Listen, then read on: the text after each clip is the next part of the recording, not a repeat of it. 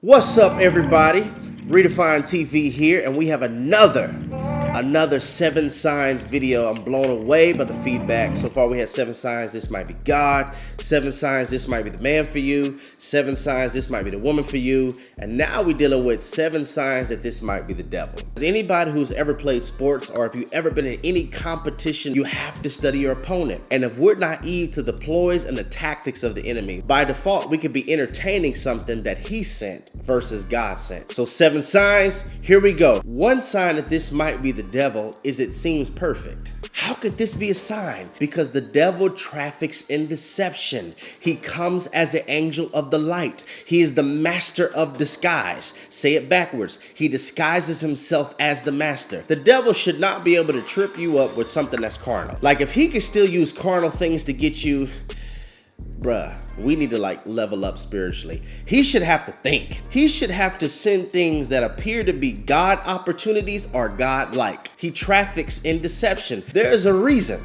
why he came in the garden as a snake and not a seal. Because snakes look like they belong in the garden. Snakes don't seem out of place in the garden. He always puts himself in an atmosphere that looks like he belongs there. Many times it doesn't always look good, but it is God. It comes with the fight. It comes with opposition. You're going to have faith and believe and pray. Why? Because God is trying to grow you up. But the enemy will provide you with everything. It will be so easy. But there'll be something on the inside that's like, this isn't me. I didn't send that. That's not bait. That's really bait. That's not an opportunity. That's really trap playing dress up. Yeah, you may get more money, but you'll be out of position. This isn't heaven sent. This is really what you want. This is not your purpose. This is your preference. It seems to be perfect. Not saying that God can't send things that work out perfectly, but the devil always tries to not look like the devil. He's not with these horns and this pitchfork and he comes as an angel of the light. Second sign this might be the devil: confusion.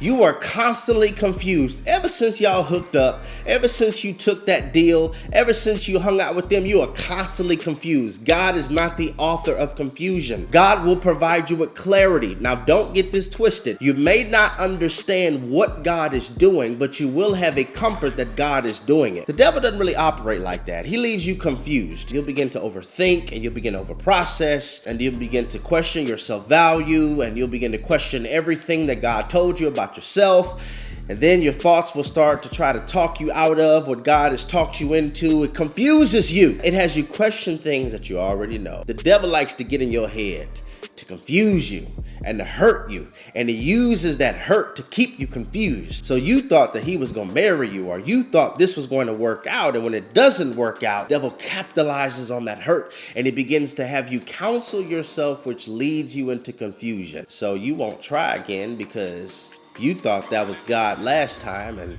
how do you know this time it's not?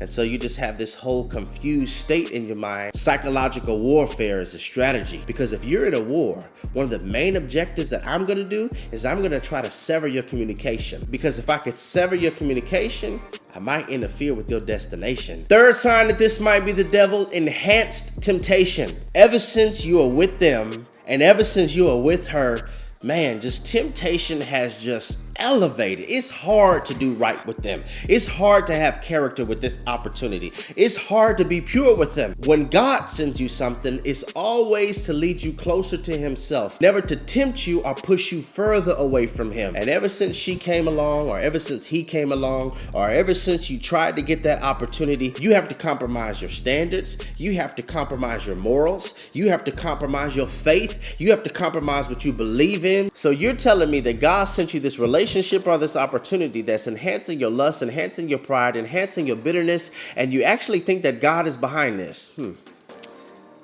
This has made temptation greater and caused for your prayer life to be lesser, your character lesser. Then this might not be God. Number 4, removal. Boy, the devil loves to send you into isolation. He loves for something traumatic or traumatizing to hit your life, because usually pain becomes your personality and you will begin to push people away. You'll stop going to small groups, stop going to community, stop hanging around certain people. You'll begin to isolate yourself because the devil knows a moving target is harder to hit.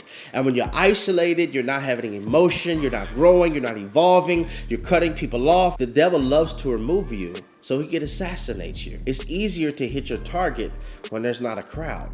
And if he could isolate you away from everybody, if he could isolate you from everything that's helping you develop, if he could cause tension between a spiritual mentor, a healthy person, so that you begin to drift away, this is why he loves offendedness, because offense puts up a fence, which leads into number 5, secrecy. He loves when you keep it hush. He loves when you have to hide and do it. He loves when you have to creep and do it. Why? Because this means he could bind you in silence. Nobody could hear your scream. And many people come on and say, look, I know I'm secretive. Everybody don't belong in my business. And I hear you. The only thing is, the word of God tells us that there's safety in a multitude of counsel. And if you aren't having healthy, holistic kingdom counsel, what makes you think you're safe? It's so crazy to me that we will protect our phones more than we do our souls. We'll put protective glass on it. We'll put a protective case on it. Some people have life cases on it because we care about dropping this more than we do about dropping our panties, more than we do about dropping our standards, more than we do about dropping off our faith. This one is so obvious. The devil loves division. He loves friendly fire. He never promotes fighting against who he sent, but he always tries to get you to fight against who God sent. If you're doing something kingdom with other people, he's going to try to pitch the people that you're doing kingdom with against each other. So then he tries to bind us with comparison, and you'll be comparing yourself to your brother, and your brother will be comparing himself to you, and you'll be comparing yourself to your sister, and why did she get married before you, and I didn't really like her tone, and then your neck will start popping and your hands will start clapping, and now we're fighting each other. Friendly fire. And so he tries to pitch us against each other, because if we're fighting each other, we can never fight him. They'll have prayer meetings, but they won't have power because they don't have unity. And we'll end with these 3 that merged under one sign: guilt, shame, condemnation. The devil always tries to make you feel so bad about yourself, so bad about what you did, so bad about your past, that you constantly keep disqualifying yourself, because he knows if you ever find out who you really are. See, listen, you put a bigger chain on a Rottweiler versus you do a Yorkie, because that Yorkie might yap, but that Rottweiler go roofy roof. Could it be sometimes the devil tries to put bigger chains on you, bigger chains on your family, bigger chains on your bloodline, because he knows if you ever get loose, if you ever get set free, if you ever understand who you are, if you ever begin to walk in your purpose, if you ever begin to walk in your identity, if you ever begin to walk in your confidence, if you ever begin to walk in your assignment, if you ever begin to walk in your anointing, if you ever begin to walk in your oil, he's in trouble. God uses the most unlikely candidates to do the most unlikely wonders. Your mess doesn't deter him. Maybe this is why he's called the Messiah, the God-man. Man enough to step in your situation, but God enough to bring you out. Be encouraged and look again. Maybe that's not a period. Could it be a comma? To be continued.